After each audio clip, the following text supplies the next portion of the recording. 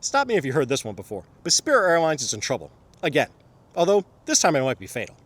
The word on Wall Street last week was that Spirit Airlines was close to filing for bankruptcy. Again, for their second time in less than a year.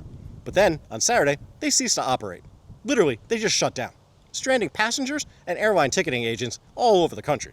It was reported that the Trump administration was in talks with the beleaguered airline about a federal government potentially investing up to $500 million, which would give the government a roughly 90% stake in the airline. Spirit Airlines didn't go for it.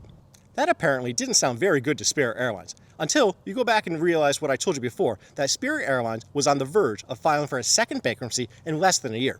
Then, maybe the idea starts to sound a little bit better. But Spirit Airlines said no.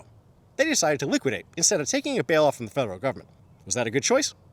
No, there's no way to spin that was a good choice. They literally are liquidating. They're selling off assets, they stopped all flights, they're refunding customers their tickets.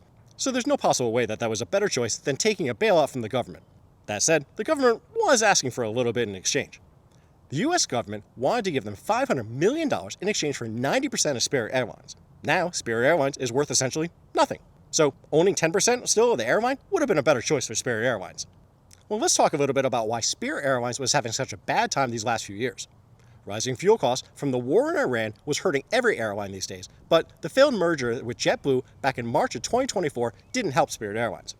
Then there was the increased competition from low-cost rival Frontier Airlines, which was aggressively targeting Spirit Airlines' key markets.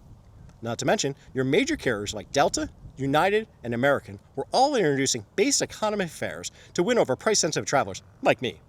With all these headwinds, maybe liquidation wasn't the worst idea for Spirit Airlines. Let me know what you think.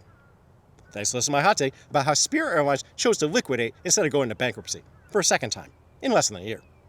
If you haven't already, smash that like button and do me a solid and subscribe to my channel so you'll be notified next time I drop a hot take. Thanks.